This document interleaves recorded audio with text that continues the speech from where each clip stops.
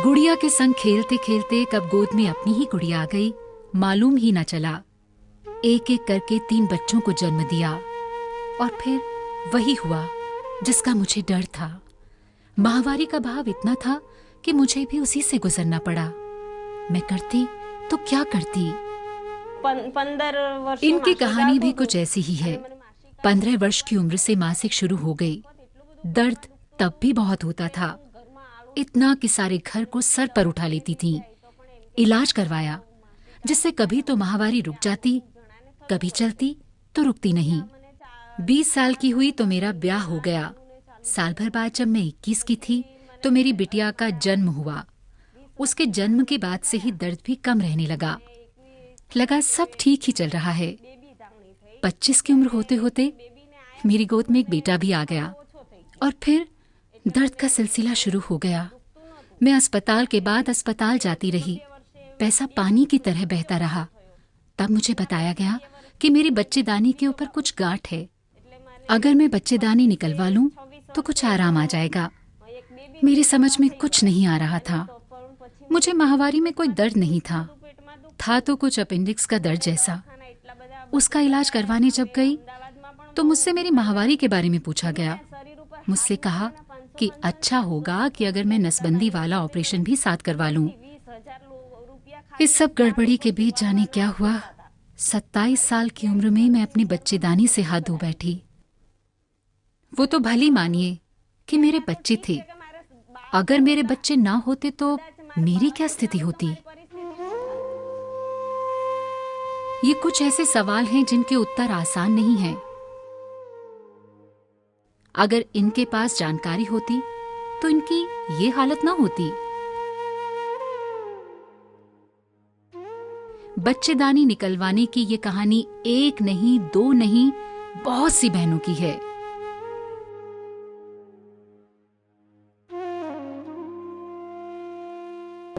मुझे कहा, बहन तुम्हारी बच्चेदानी के पास जो अंडाशय है ना, उसमें बड़ी बड़ी गांठें हैं।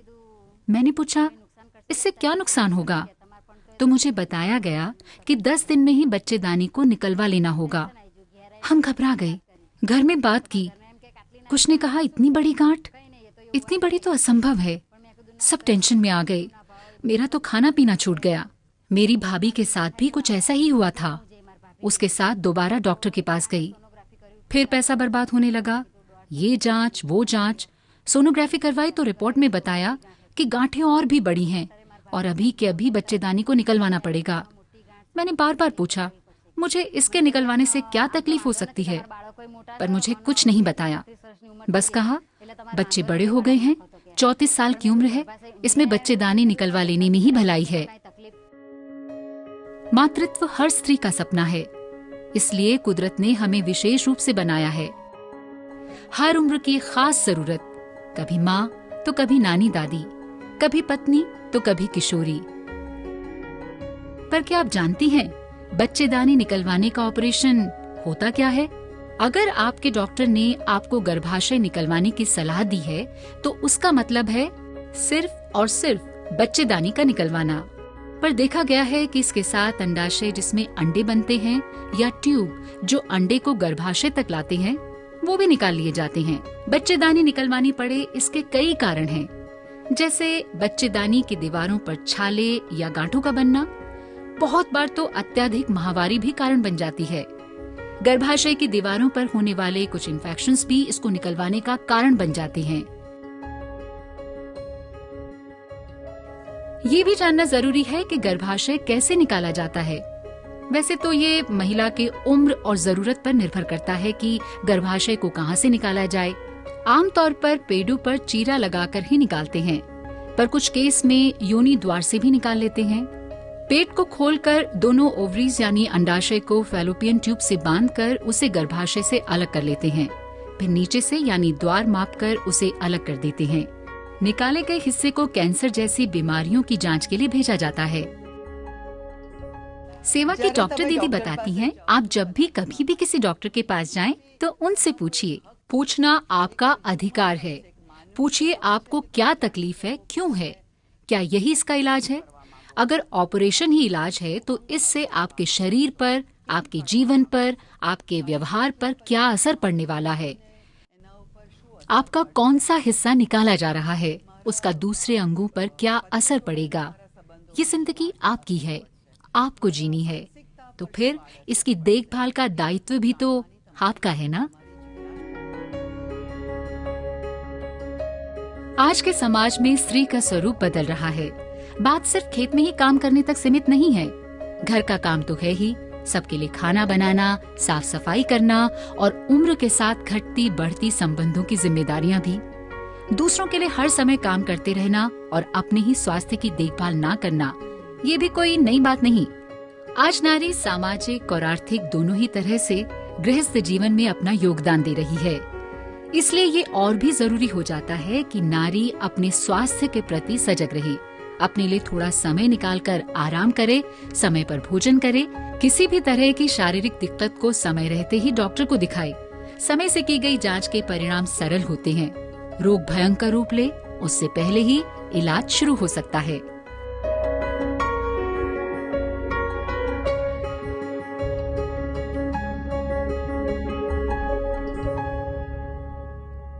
अगर हम गर्भाशय की बात करें तो सफेद पानी का निकलना आपकी आम शिकायत रही होगी, तो उसी वक्त डॉक्टर की सलाह लेनी चाहिए।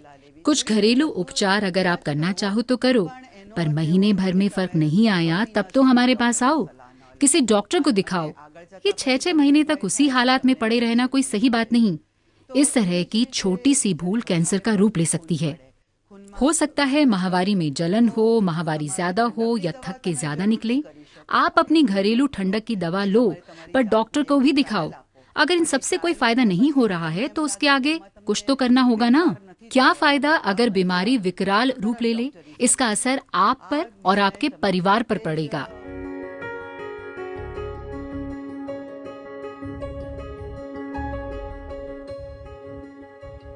समय से करवाई गई एक छोटी सी जांच आपको परेशानी से बचा सकती है। गर्भाशय से खुरचकर निकाला गया थोड़ा सा हिस्सा एक माइक्रोस्कोप के नीचे देखने से गर्भाशय का पूरा हाल बता देता है। ये जांच सुलभ और सस्ती है। हमारे पास जो रोगी आता है उनमें एक अच्छा प्रतिशत दवा से भी ठीक हो सकता है, बशर्ते वो समय से आए। आम जानकारी नहीं है कि एक पेप टेस्ट महिला जीवन में कितना जरूरी है। बस देर पर देर कर देते हैं। पहले सफेद पानी गिरता है या बदबू आने लगती है तो शुरुआत में ही डॉक्टर के पास आना चाहिए। देर करने से बात बिगड़ जाती है। आप जब भी डॉक्टर के पास जाएं, 3 बातों का ख्याल रखें। बात नंबर 1, डॉक्टर को पूछिए कि आप पर ये टेस्ट क्यों किया जा रहा है। हर टेस्ट पर आपकी सहमति जरूरी है। टेस्ट के बारे में जानिए और उसके रिपोर्ट की एक कॉपी अपने पास जरूर रखें। दूसरी बात, किसी दूसरे डॉक्टर से सलाह जरूर लें, हो सके तो सरकारी या सेवा डॉक्टर से। तीसरी बात, समय समय पर एक लेडी डॉक्टर से अपनी जांच जरूर करवाएं। हमें आशा बहन और स्थानीय कार्यकर्ता के द्वारा मालूम चलता है कि महिलाएं अपने स्वास्थ्य के प्रति जानकारी नहीं रखती, साफ सफाई नहीं करती, ना ही डॉक्टर से समय पर सलाह लेती हैं।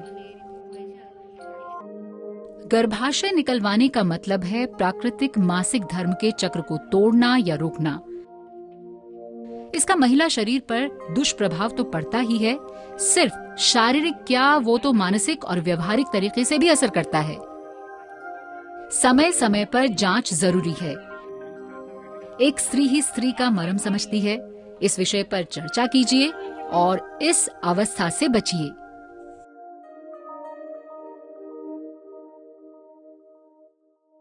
डॉक्टरी सलाह और जांच 40 की उम्र पर तकलीफ ना होने पर भी 3 साल पर जांच करवाएं। अगर कोई तकलीफ हो तो तुरंत अपने डॉक्टर या स्वास्थ्य केंद्र में इलाज करवाओ। इससे आपकी जिंदगी बच सकती है, आप स्वस्थ रह सकती हैं।